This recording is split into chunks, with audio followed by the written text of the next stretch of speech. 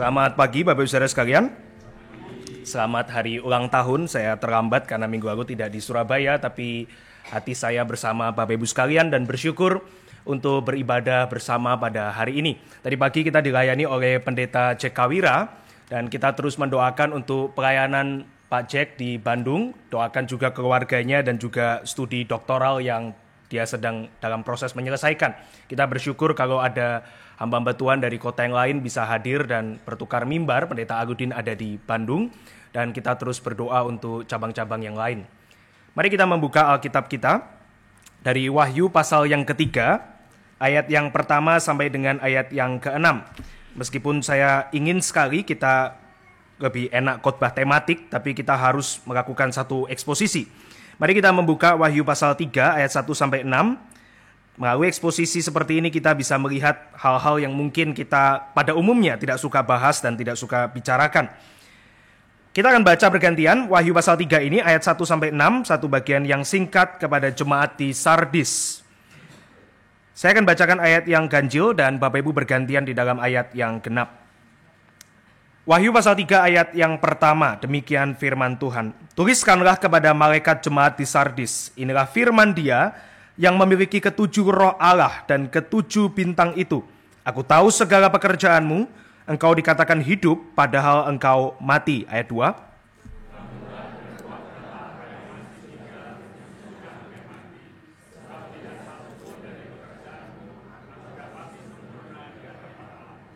Karena itu ingatlah apa yang telah kau terima dan dengar, turutilah itu dan bertobatlah. Karena jika engkau tidak berjaga-jaga, aku akan datang seperti pencuri, dan kau tidak tahu kapan saatnya aku datang kepadamu.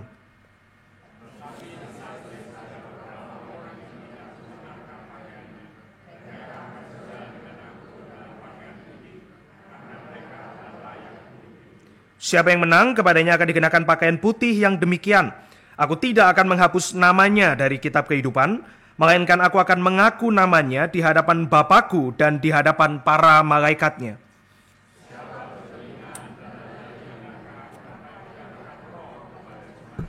Mari kita masuk di dalam doa. Bapa di dalam surga, kami bersyukur untuk firman yang kami baca dan sebentar akan kami renungkan. Kiranya Tuhan berbicara kepada kami melalui firman ini, dan apa yang kami renungkan boleh tertanam di dalam hati kami dan membawa kami bertumbuh di dalam cinta kepada Tuhan dan kepada sesama kami. Di dalam nama Tuhan Yesus kami berdoa dan mengucap syukur. Amin. Orang-orang mengatakan Anda bisa tahu apa yang pendetamu suka dari berapa banyak dia mereferensikannya di dalam khotbah. Kemarin di Citraland ada satu coffee shop yang viral dan mungkin lebih dari 10 orang yang kirim saya gitu ya. Semua kirim karena mereka tahu saya suka kopi. Tapi ada satu hal yang saya suka selain kopi, yaitu film. Saya suka nonton film di bioskop almost every 2 weeks. Kita bisa katakan bahwa ini kurang memeras diri gitu ya, banyak nonton bioskop. But film itu bagus untuk menambah ilustrasi khotbah. Kita butuh pembenaran gitu ya. Jadi, well, movies is good. Tapi ada satu film dari banyak genre film yang saya suka dan not really pastor material kind of movie. Bukan tipe film yang biasanya disukai oleh hamba Tuhan, yaitu unfortunately saya suka film zombie. Well, of course itu fiksi dan gak berguna, not really a good movie yang hamba Tuhan biasa tonton. Biasa jemaat tanya sama saya, sudah nonton Netflix punya series tentang Maria kah? Sudah nonton yang tentang The Chosen? Belum gitu ya. Saya nonton hampir semua film zombie yang muncul di bioskop dan di series. Dan saya menemukan film-film itu of course fiksi dan tidak terlalu berguna, tetapi asik, menegangkan. Saya suka lihat tembak-tembakan dan seterusnya gitu ya. Dan well, ada banyak pelajaran bisa diambil dari film-film zombie, karena biasa ternyata masalahnya itu bukan zombie, tapi betapa banyaknya orang itu akan kemudian begitu egois ketika ada masalah. Itu the idea of film zombie adalah zombie itu bukan problemnya adalah orang-orang yang bukan zombie yang kemudian berlaku jahat. Itu biasa premisnya. Tapi ada juga sisi yang lain. Kenapa saya suka itu? Karena although itu menegangkan, digambarkan zombie itu sebagai satu makhluk yang unstoppable, yang nggak bisa dihentikan, satu force, satu kekuatan yang mengerikan, reputasi yang begitu buruk, begitu mengerikan, horor dan seterusnya. Tapi ada satu konsep yang umum di dalam film zombie itu yang lucu sebetulnya. yaitu adalah zombie itu rentan. Kalau kita nonton film zombie gitu, iya sih ditembak nggak mati, iya sih dia sepertinya kayak nggak bisa dihentikan. Tapi kalau kita perhatikan gitu ya, film-film zombie itu punya satu konsep bahwa apparently ternyata tubuh zombie itu rentan. Tubuhnya itu kan sudah mati. Dia ini memang hidup, jalan, bisa makan, bisa menyerang. Tapi zombie itu, undead atau walking dead itu adalah makhluk yang rentan tubuhnya, gampang copot ternyata. Karena sebetulnya dia sudah mati. Jadi dia jalan, dia lari, dia bisa menyerang dan seterusnya. Tapi kalau kesenggol apa sedikit, kecantol apa sedikit, tangannya putul gitu ya. Atau makanya ada game plan vs zombie gitu ya. Well, because rentan. Dan kenapa ini dikatakan di awal khotbah ini adalah karena mungkin gereja di Sardis paling bisa diilustrasikan, seperti saya tadi katakan nonton film itu good for illustration, sebagai zombie rohani. Satu pendeta dia katakan di YouTube-nya, dia khotbah tentang bagian ini, Sardis, kemudian dia tulis The Walking Dead Church, gereja yang berjalan tapi juga mati. Gereja yang berjalan tetapi juga mati. Gereja di Sardis ada di satu kota yang pada zaman dulu adalah salah satu kota yang paling kuat secara militer karena dia terletak secara natural di satu tebing tinggi 1.500 kaki, kota atasnya Akropolis. Dia citadel alami, sebuah kastil yang alami karena dia itu di satu dataran tinggi. Tetapi Sardis meskipun begitu aman juga kemudian kehilangan banyak signifikansinya di dalam perjalanan sejarahnya. Dia pernah jadi kota yang luar biasa keren, reputasinya unstoppable, tidak bisa dihentikan, kota yang kuat, tetapi juga kota yang makin lama secara sejarah itu makin terpuruk dan ditinggalkan. Di dalam sejarahnya di abad ke-6 dia pernah jadi kuat sekali, tapi somehow karena sulit ke kota itu juga akhirnya ekonomi menurun. Kota yang digambarkan dengan begitu kuat dengan benteng alami dan juga tembok yang tinggi tapi kebobolan berkali-kali di dalam sejarah, kota Sardis itu kehilangan terus signifikansinya di dunia kuno. Di kota atasnya menurun, di kota bawahnya juga menurun. Apparently Sardis punya satu dewi yang terkenal namanya Dewi Sibel. Dan Dewi Sibel kemudian setelah Sardis dikuasai oleh Romawi, dia juga kemudian digambarkan sebagai Artemis. Tapi Sibel adalah dewi yang digambarkan punya kekuatan membangkitkan orang mati. Kenapa orang-orang di Sardis suka sekali Dewi Sibel? Karena kota mereka mati. Karena kota mereka merosot. Jadi mereka punya dewi yang mereka katakan punya kuasa untuk membangkitkan yang mati. Tapi rupanya itu tidak berjalan gitu ya. Sardis terus kehilangan dari waktu ke waktu signifikansinya, kekuatannya, kepopulerannya. Dia terkenal, kata sejarawan, sebagai kota yang bertahan dengan ancient prestige. Oh, kamu dari mana? Dari Sardis. Sardis itu yang mana? Sardis itu kota yang dulu terkenal kuat. Nah itu ancient prestige. Dulu terkenal begitu makmur. Dulu terkenal sebagai kota yang unstoppable. Tapi rentan ternyata. Decaying, mati perlahan-lahan. Bahkan Dewi sekeren Sibel tadi yang bisa membangkitkan yang mati konon di dalam kepercayaan mereka tidak bisa menaikkan pamor dari kota itu. Jadi kadang-kadang Bapak Ibu kita bisa lihat ya, agama itu, agama di luar kekristenan tentunya, di luar firman Tuhan, dia itu proyeksi manusia. Butuh apa sih kelompok ini? Oh butuh duit, ya udah dewinya harus dewi yang membawa kemakmuran. Butuh kesehatan, dewinya adalah dewi kesembuhan misalnya, atau dewanya dewa kesembuhan. Butuh perang, dewanya dewa perang. Itu proyeksi. Jadi manusia di dalam otaknya memproyeksikan kira-kira narasi tentang ini ya, orang-orang yang perlu dibangkitkan ini perlunya dewa seperti apa. Ya udah kita cari dewa itu, kita kasih kepada mereka. Itu proyeksi. Jadi dari manusia ke atas. Dewanya adalah gambaran dari keinginan manusia. Itu agama di luar Injil, di luar firman Tuhan. Dan itulah Sardis. Kita butuh dewi yang bisa membangkitkan yang mati. Karena kota kita ini mau mati. Maka muncullah Sibel. Muncullah entah itu Sibel kemudian jadi Artemis dan seterusnya. Tapi gambarannya adalah kita butuh pembangkit. Kita butuh pembangkit.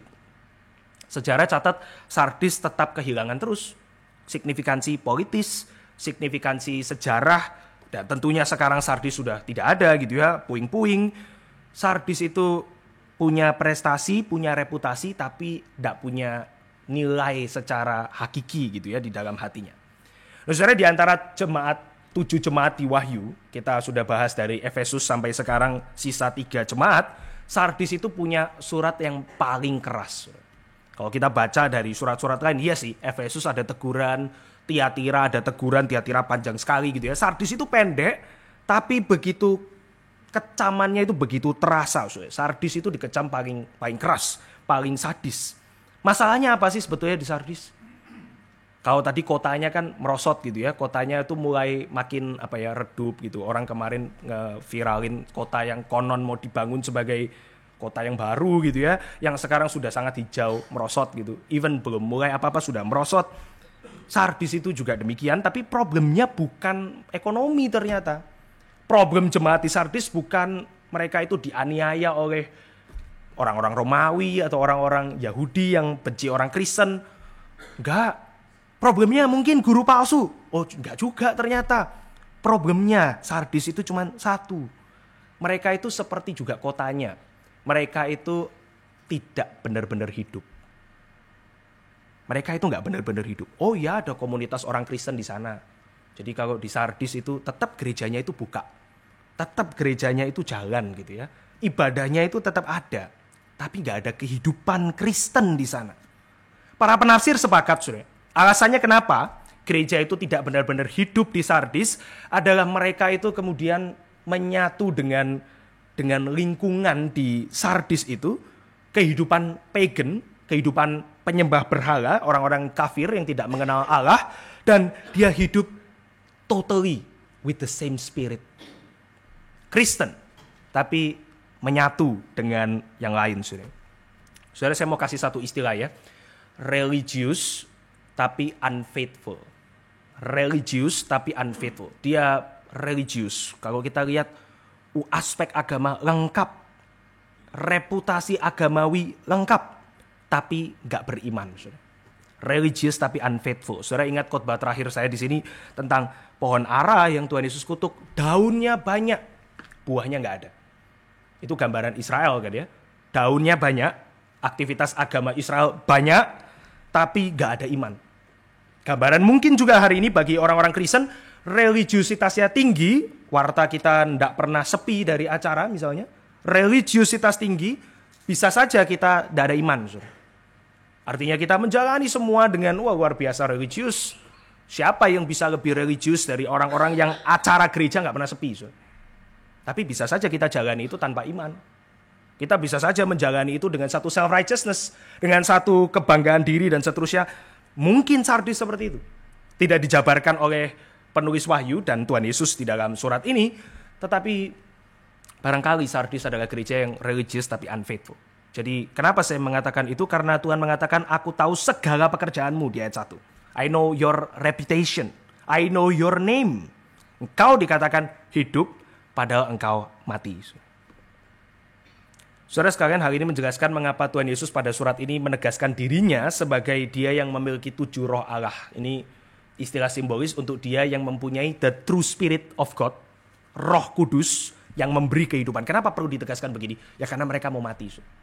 Si bel itu nggak bisa membangkitkan, tapi yang truly punya roh Allah bisa membangkitkan. Ya perlu Sardis mendengar ini. Sardis, engkau dikatakan hidup, padahal engkau mati. Saudara, kalau kita membaca bahasa aslinya sebetulnya ironis karena dikatakan, aku tahu segala pekerjaanmu, itu aku tahu reputasimu. Reputasi itu beneran kedengaran. Reputasi itu beneran dilihat oleh Tuhan. Reputasi itu beneran bisa disaksikan. Tapi Tuhan melihat segala sesuatu tanpa ada bayangan, tanpa ada yang menutup. Dan yang Tuhan lihat adalah itu cuman reputasi yang kosong. Saudara. Kemarin ada satu istilah gitu ya, semua orang bisa bikin khotbah. Kalau saudara latihan khotbah, semua orang bisa khotbah. Bahkan mungkin lebih baik dari hamba Tuhan, bisa. Saudara. Semua orang bisa menulis renungan dan bagikan di WhatsApp, bisa. Saudara. Semua orang bisa pergi KKR, bisa. Semua orang bisa bikin YouTube, bisa. Saudara. Tapi bisa saja saudara, kita semua yang membuat itu semua, reputasi itu mulai ada, tapi unfaithful. Saudara. Di dalam pekerjaan, di dalam keluarga, semua orang bisa punya reputasi yang baik sebagai orang Kristen atau bahkan Kristen yang reform. Tapi juga bisa unfaithful. Saya tidak menemukan gambaran dari Sardis ini adalah mereka ajarannya salah. Tidak ada, tidak disebutkan at least. Tapi mereka unfaithful. Dan tidak ada di dalam surat ini, 6 ayat ini, Tuhan mengatakan begini, I have this against you. Seperti di Efesus, seperti di Pergamus, seperti di Tiatira, tidak ada. Tuhan itu biasa mengatakan, I have this against you, gereja apa, seperti ini loh, kekuranganmu di sini. Sardis tidak ada, karena semuanya kelemahan. Karena semuanya adalah kelemahan. Bahkan kita bisa katakan permainan kata ya, kelebihanmu Sardis adalah kelemahanmu. Kelebihanmu apa? Kamu punya reputasi, tapi reputasi tok. Kamu dikatakan hidup, tapi mati. Cara lain membaca ayat 1 adalah begini. Engkau dikatakan hidup pada engkau mati, dapat dibaca, engkau mengatakan dirimu Kristen. Kristen itu hidup yang baru gitu ya, hidup di dalam Kristus. Tetapi sebenarnya kamu gak jauh dengan orang-orang penyembah berhala di kotamu, yaitu mati. Saudara, mari kita bayangkan kira-kira kehidupan gereja di Sardis. Mereka bukan gereja yang dianiaya berat seperti Smyrna, atau gereja yang bergumul dengan kelompok radikal Yahudi seperti Pergamus misalnya, atau Tiatira. Mereka bukan gereja yang kehilangan kasih seperti Efesus. Gereja di Sardis mungkin adalah gereja yang comfortable, nyaman. Saudara. Siapa yang gak mau ibadah dengan comfortable? Saudara? Semua orang mau ibadah dengan comfortable. Tapi ini bukan comfortable di dalam ya ibadah nyaman dan seterusnya, bukan. Saudara. Ini comfortable di dalam gereja itu sudah rasa damai sekali ada di dunia. Saudara. Gereja itu sudah rasa begitu nyaman, begitu settle dengan kondisi mereka hari ini. Dan settle itu bahaya. Saudara. Settle itu membuat kita terkecoh karena ini jangan-jangan semua yang Tuhan janjikan bagi kehidupan saya, ya sekarang ini keadaan begini, ini sudah settle. Saudara. Kita punya pemimpin yang gak pernah merasa settle kan, Pak Tong gak pernah merasa sudah settle. Harusnya di usia Pak Tong, dia sudah settle misalnya, dia sudah nyaman saja, dia sudah, bolehlah dia mau berlibur 7 bulan di Bali, boleh. Kita katakan sudah saatnya Pak Tong itu rehat, menikmati kalau dia mau gitu, tapi dia gak pernah settle gitu. Kita yang 3 bulan sekali butuh Bali getaway gitu ya, Pak Tong nggak pernah gitu. That's me gitu. Gereja sudah nyaman itu problematis. Saudara. Gereja merasa sudah comfortable itu problematis, bukan nggak boleh liburan, saudara. Tapi kita nggak boleh di dalam hati itu mengatakan, saudara, ini sudah saatnya lah kita ini udahlah cukup gini tok, boleh keadaan ini sudah pas, kita sudah settle. Di dalam keluarga juga sama kan ya, saudara, nggak bisa mengatakan kepada istri dan anak atau kepada suami dan anak atau kepada pasangan, kita sudahlah ya, kita keluarga Kristen yang gini-gini aja, sudah settle. Kan kamu sudah di gereja, kamu sudah datang persekutuan, kamu ikut KTB, kamu anak-anak, kamu bawa ke sekolah minggu, ke remaja, sudah ya, kita settle ya, nggak bisa kan ya, saudara. Atau orang-orang muda seperti saya, kita nggak bisa mengatakan kepada diri kita sendiri bahwa sudah cukup lah. It's okay, sudah enough menjadi pemuda Kristen yang seperti hari ini. There is always a what if question. Apalagi yang belum, apalagi yang mesti dikerjakan. Gereja yang merasa settle. Sekali lagi, settle di dalam sikap hati. Itu gereja yang menuju kematian. Sardis barangkali settle, comfortable. Kita nggak dianiaya, guru palsu nggak ada, kekurangan uang juga nggak ada. Settle sudah gereja di Sardis, tapi mati. Walking dead. Reputasinya ada, tapi mati. Saudara, ada seorang ahli mengatakan gereja di Sardis itu seperti mereka ya hidup di dalam damai, tapi damai kuburan. Kuburan damai enggak sih? Damai dong. Gak ada orang di kuburan bawa musik dangdut sih. Gak ada sih. Kuburan itu kita datang, kita semua jaga sikap. Ya ini ya, mesti tenang di sini. Ini kuburan. Meskipun kita tahu itu sudah tidak ada roh bergentayangan, tapi kita ada respect kan ya. Kita tidak mungkin membuat keributan di dalam kuburan. Sardis juga begitu. Sardis kota ini kan ya damai kan ya, nggak ada masalah kok. Memang sih agak menurun, tapi ya oke lah. Kita jaga sikap, kita respectful di sini. Kita membuat segala sesuatunya damai, but itu damai di kuburan, nggak ada kehidupan di sana. Tenang, tapi cuma ada kematian. Saudara. Sardis tenang seperti di kuburan. By the way, para ahli itu kreatif. Saudara. Ada yang mengatakan tadi misalnya ya, The Walking Dead Church. Ada yang mengatakan itu tenang seperti kuburan. Ada yang mengatakan decorated coffin. Peti mati yang didekorasi. Saudara. Kita bisa dekorasi peti mati. Saudara. Saya pernah lihat orang yang menguburkan, kalau tidak salah kakeknya, dan kemudian peti mati itu bagus, luar biasa bagus. Saudara. Meskipun saya nggak mau tidur di situ, tapi bagus sudah. Benar-benar bagus. Itu cara keluarga untuk ya menghormati keluarga yang dikasihinya. So itu boleh, so, silahkan. Tapi so, decorated coffin ya tetap coffin. So. Peti mati ya tetap peti mati. Which is polos juga enggak apa-apa. Bahkan mungkin peti mati yang mahal sekalipun, yang tentu itu boleh, ya silahkan, respect. Tetap peti mati. So. Tetap itu peti mati. Decorated coffin itu sardis. Reputasinya diketahui oleh Yesus sendiri. Tapi mati. Saudara, di dalam Lukas 15 ayat 24, perumpamaan prodigal son, si anak bungsu itu pergi meninggalkan papanya dan kemudian berfoya-foya dan seterusnya, dan dia kembali ke papanya mengatakan begini, saudara. Dia menyambut anak bungsu itu, memeluknya barangkali gitu ya, dia berlari, menjumpai, menghampiri, embrace, dan dia mengatakan, kita bersuka cita karena anakku yang mati sudah hidup kembali. Sardis itu mati, seperti anak bungsu ini. Hidup kan ya anaknya, hidup secara biologis. Ada, orangnya bisa dicari, tapi mati secara rohani. Spiritual zombie, sardis. Saudara, kita jangan senang-senang kalau gereja terlihat begitu bagus, begitu aktif, begitu hidup, semua itu baik, luar biasa, tapi belum tentu yang terlihat paling bagus, paling ramai, dan paling segala sesuatunya nampak itu mempermuliakan Tuhan. Kita justru harus paling khawatir dengan yang nampaknya hidup tapi sebetulnya mati. Yang nampaknya sekolah baik-baik tapi rapotnya jelek. Yang fungsional secara jasmani tapi mati secara rohani. Betapa mengerikan dan ironis, karena seharusnya gereja di Sardis jadi terang di kegelapan, bukan jadi bagian dari kegelapan. Tapi Tuhan berikan Sardis pengharapan untuk selamat. Pengharapan itu hadir di 5 perintah Tuhan Yesus kepada Sardis kalau mereka mau hidup. Ayat 2-3. Pertama adalah bangunlah. Bangunlah.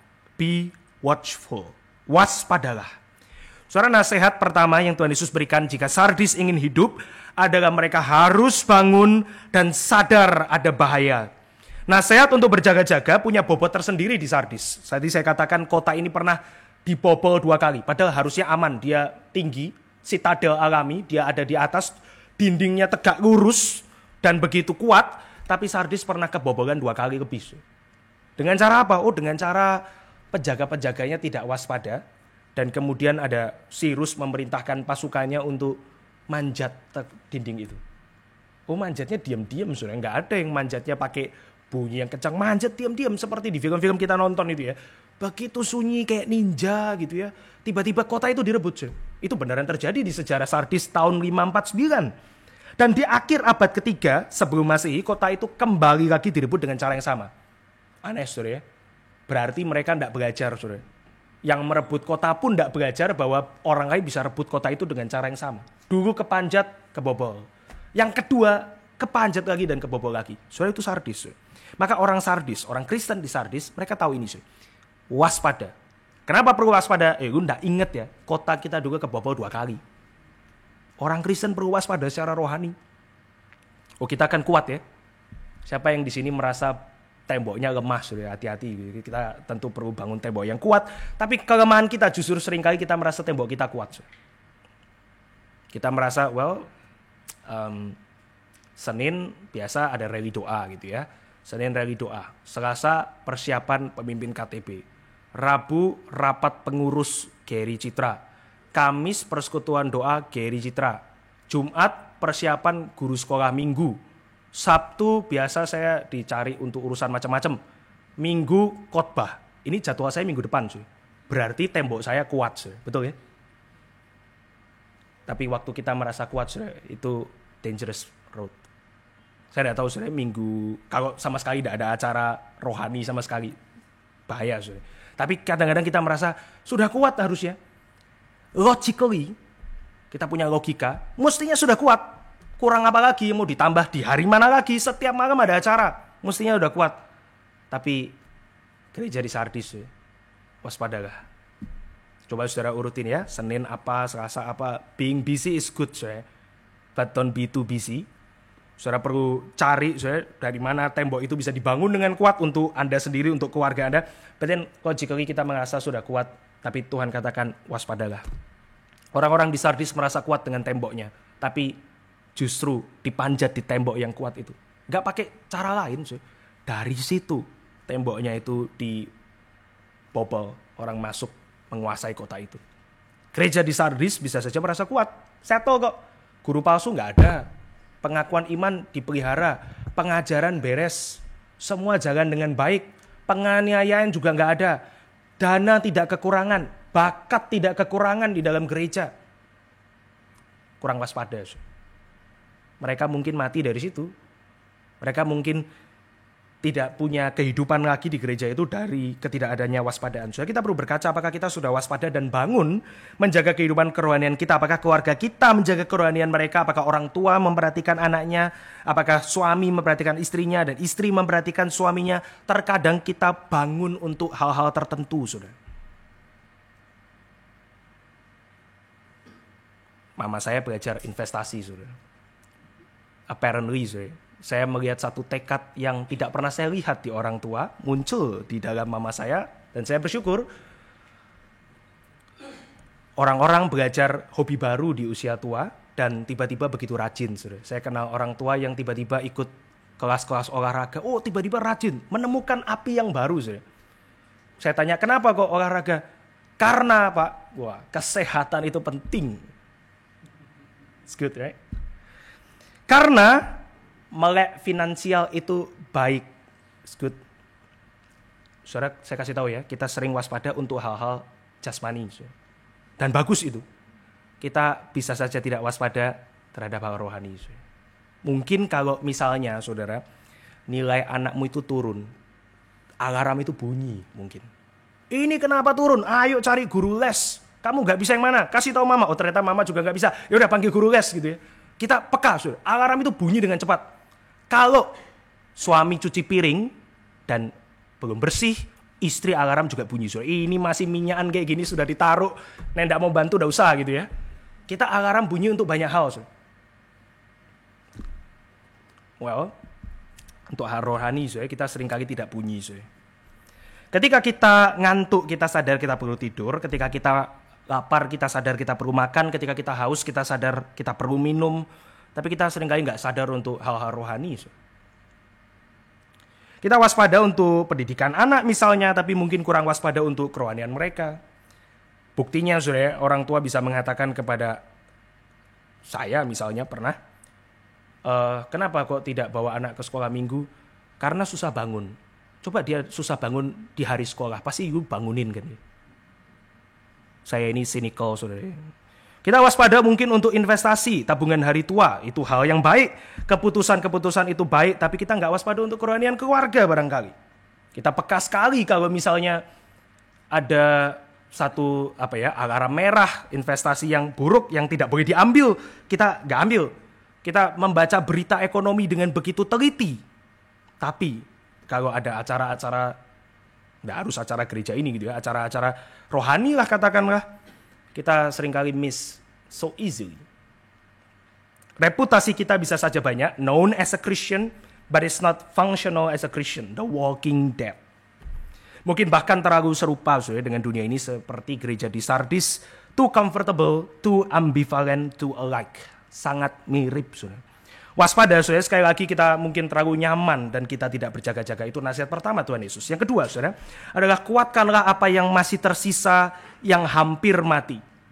Di satu sisi, asumsinya berarti masih ada orang yang sungguh-sungguh di sana. Ayat 4 nanti menegaskan hal ini. Ada mereka yang tidak mencemari pakaian di Sardis. Kepada mereka ini pesan untuk menguatkan diri. Tetapi, saudara, di sisi yang lain bagian ini berbicara kepada mereka yang gak sadar bahwa mereka itu bukan yang kuat, saudara. Mereka nggak sadar bahwa mereka ini yang di perjalanan menuju kematian. Ada orang yang memang kuat, biasanya yang kuat nggak merasa kuat. Perlu dikuatkan, itu yang kuat. Yang merasa kuat, itu sebetulnya yang lemah. Mereka mungkin konten dengan being mediocre Christianity gitu ya, being halfway Christianity, convenient Christianity. Iman mereka nggak lagi radikal secara positif tentunya. Mereka punya dampak dan kehidupan Kristen invisible, undercover agent di dalam kekristenan. Kita punya tentara di garis depan, reli doa, humas, pelayanan, khotbah, dan ada undercover agent yang di rumah dan berdoa. Ini mungkin terjadi, saudara, the culture, budaya tidak oppose mereka karena mereka begitu ambivalen. Gak jelas sebetulnya apa. And they were so weak in their confessions that they bothered no one. Sekali lagi, saudara, mereka begitu lemah di dalam pengakuan iman mereka akan Kristus sehingga mereka bahkan tidak mengganggu siapapun sama sekali. Kuatkanlah mereka yang hampir mati. Yang ketiga, saudara, adalah sampai kelima membentuk satu kalimat. Gereja dipanggil untuk mengingat apa yang telah mereka terima dan dengar, menurutinya dan bertobat. Mengingat, menurutinya dan bertobat. Umat Tuhan telah menerima iman sebagai kepercayaan yang tetap pada saat iman itu datang melalui firman. Kristus memanggil mereka untuk mengingat apa yang telah diajarkan kepada mereka, bukan cari yang baru. Problemnya, saudara, kadang-kadang kita orang Kristen, kita mengira the key, kunci untuk problem masalah kehidupan Kristen kita adalah kita mesti ikut kelas. Agak ini, saudara, kita seperti anti-selling gitu ya. Saya lagi dorong saudara ikut ini, it's very good for you. Tapi, saudara, ya mungkin solusinya nggak selalu segala sesuatu ikut kelas, saudara. Betul. Bukan jangan ikut kelas, itu kayak anak kecil gitu ya, belum selalu A berarti menolak A itu anak kecil, bukan itu poinnya. Kadang-kadang kita berpikir, ya oke lah, katanya khotbahnya saya ada problem, jadi saya sekali ini ikut PD, terus nggak ikut lagi misalnya. Sekali ini ikut kelas teologi awam, terus nggak ikut lagi misalnya. Sekali ini saya pelayanan, itu kayak orang dikasih obat tensi diminum satu kali. Tadi ngobrol obat tensi gitu ya. Ya, kamu perlu minum itu setiap saat. Minum dan gak minum on off itu lebih parah katanya daripada tidak minum sama sekali. Konon begitu. Harus diminum secara rutin. Kadang-kadang orang Kristen one time only gitu. Satu kali kah? Dua kali kah? Saudara, kalau perintah yang ketiga Tuhan Yesus berikan adalah mengingat, saudara. Itu continuous. Keep remembering. Mengingat terus-menerus. Mengingat terus-menerus berarti apa, saudara? Ya jangan sampai lupa gitu. Berarti, saudara, tentu tidak bisa dikatakan berarti semua PA mesti ikut. Belum tentu, saudara.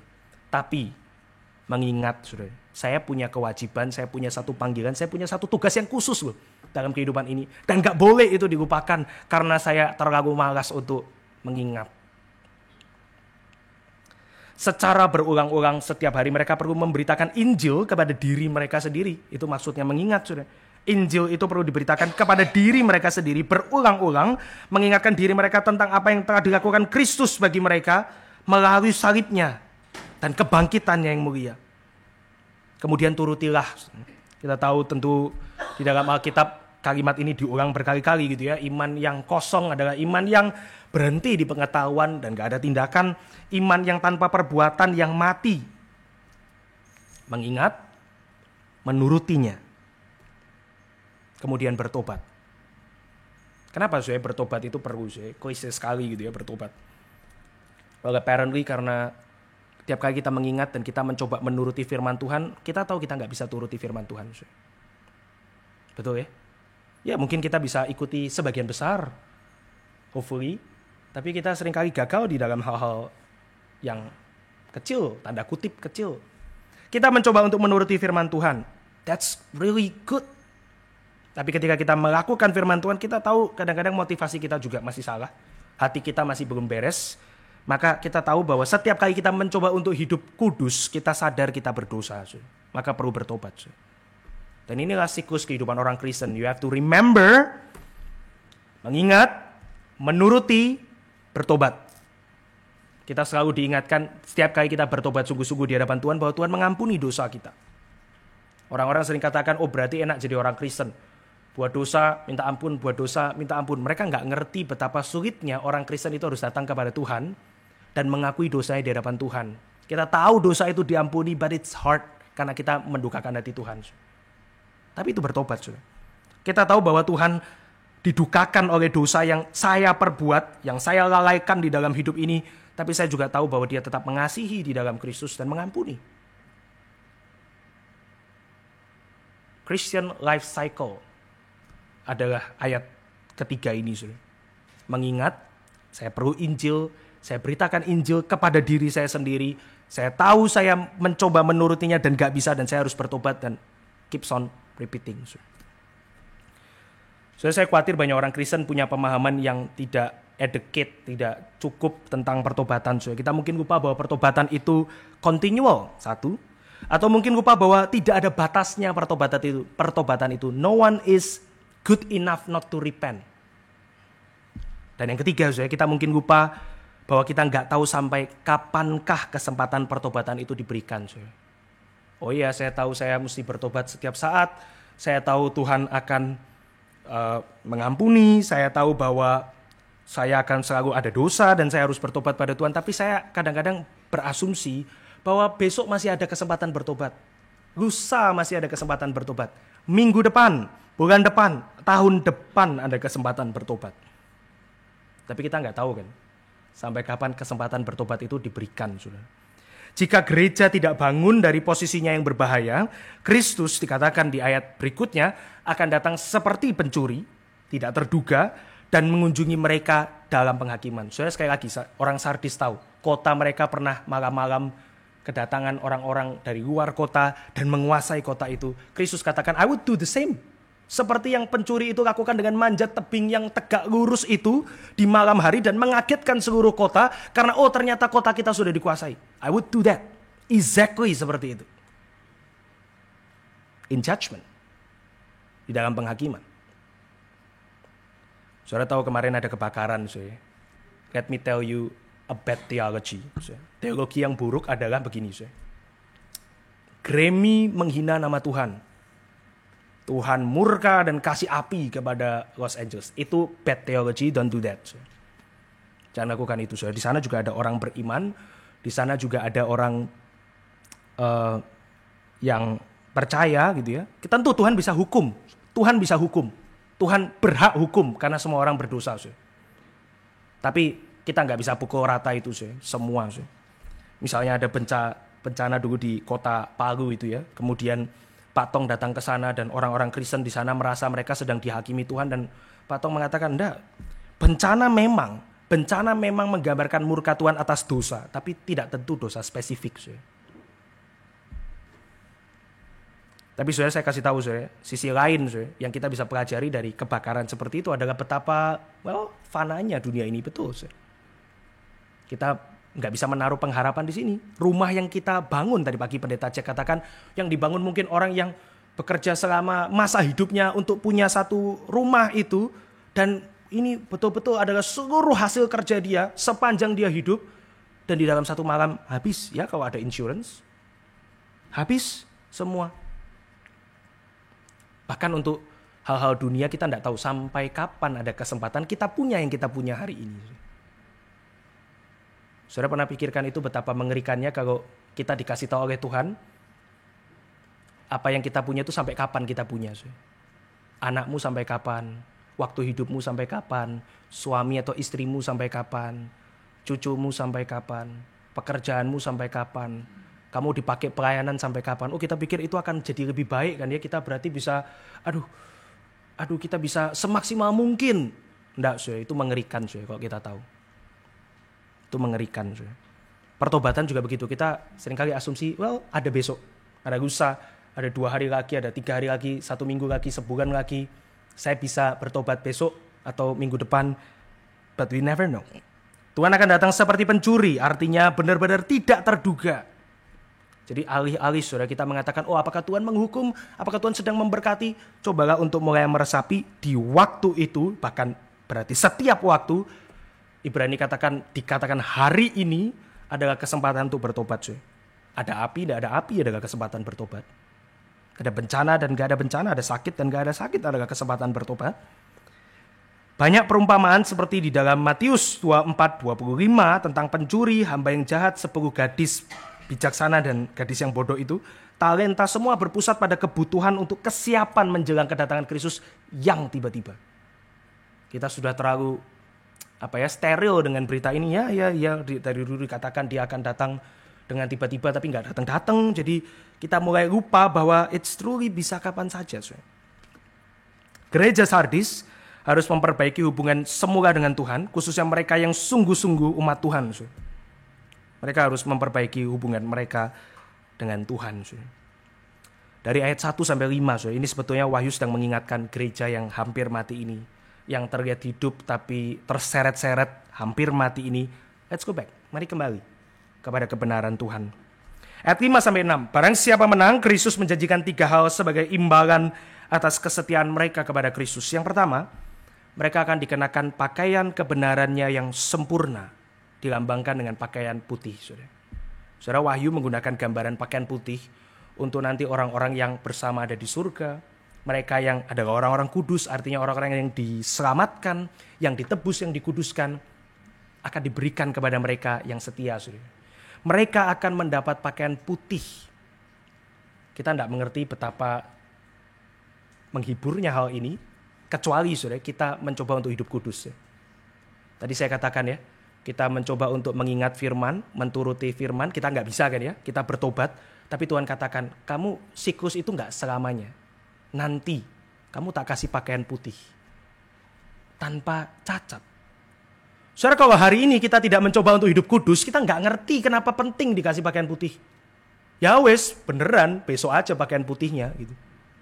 Tapi kalau kita hari ini sedang berusaha, berjuang untuk menghidupi kebenaran, menghidupi Injil, berjuang untuk hidup kudus, betapa menghiburnya hal ini bahwa sekarang usahamu nggak sia-sia, kelak Tuhan akan kasih itu kepadamu.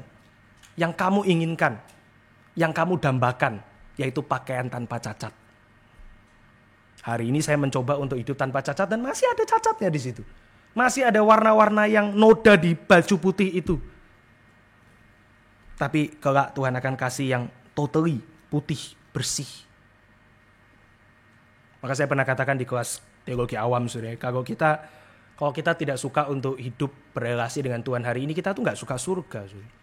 Surga itu relasi. Surga itu kepenuhan relasi dari apa yang kita hidupi hari ini. Saudara. Kalau hari ini kita nggak ada cinta, nggak ada afeksi, nggak ada keinginan untuk bersekutu dengan Tuhan, ya besok kita gini tok. Ya kalau di sana, saudara, kita mendapatkan pakaian putih. Itu penghiburan. Yang kedua, dia berjanji untuk tidak menghapus nama mereka dari kitab kehidupan. Ini penghiburan juga, saudara. Kenapa, saudara? Karena setiap kali kita berdosa, kita takut. Jangan-jangan Tuhan, aku ini tidak lagi diselamatkan ya.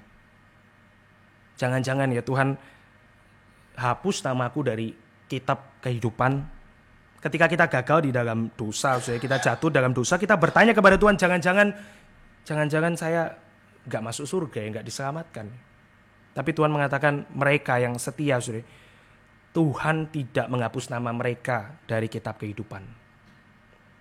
Soalnya ini satu jaminan bahwa mereka yang hampir mati di Sardis itu, orang-orang benar yang ada di sana, yang bertobat juga dari dosa mereka, nama itu nggak akan dihapus. Nama itu akan ada. Surat yang paling keras punya penghiburan yang paling banyak. Threefold bahkan. Pakaian putih, nama yang tidak dihapus. Yang ketiga, saudara, Yesus berjanji untuk mengaku orang-orang yang berpakaian dalam kebenarannya di hadapan Bapa dan malaikat-malaikatnya. So ini satu gambaran yang dipakai oleh Wahyu. Heavenly throne. Terbuka suatu saat nanti, orang berdosa akan ada di tengah tahta itu, di penghakiman itu, tetapi dia tidak dibinasakan. Dia dikasih pakaian putih yang dia tidak layak terima. Namanya ternyata ada di kitab kehidupan itu. Dan Tuhan Yesus mengaku nama dia di hadapan Bapa. What an amazing thing. Saudara, hari ini ya, kita itu terlalu narsistik. Kita ini terlalu ingin nama kita dikenang. Kita pengen abadi. Kita pengen immortal. Ya kita tahu kita nggak bisa immortal secara jasmani. Kita akan mati, kita tahu itu. Tapi kalau bisa, semua upaya hari ini adalah supaya besok orang mengenang. Supaya orang besok mengenang aku. Tapi berapa lama sih, saudara, orang itu mengenang Anda ketika Anda mati? Jujur ya. Kita berduka. Oh iya, kita berduka. Seminggu kita nggak berduka lagi. Mungkin keluarga lebih lama ya. Mungkin berapa bulan. Mungkin berapa tahun. Orang harus move on. The living cannot have a relationship with the dead. Itu Alkitab, itu katakan. Kematian itu memisahkan. Gak ada yang mengingat orang yang mati. Gak ada. Ya 1-2 orang begitu terkenal kita ingat jasanya, tapi kita gak akan terus-menerus mengingat-ingat, mengagung-agungkan. Gak akan. Kecuali saudara. Kecuali ada relasi dengan Tuhan. Karena Tuhan itu gak bisa melupakan. Saudara. Karena Tuhan itu gak bisa melupakan orang-orang benarnya. Saudara. Dia gak bisa melupakan orang-orang yang sudah mati. Orang-orang kudusnya yang mati itu dia kumpulkan semua. Saudara. Dan kelak kita yang meninggal di dalam Kristus akan berkumpul juga dengan mereka yang meninggal bersama Kristus. Dan semua berelasi dengan Tuhan. Mereka yang tanpa Kristus.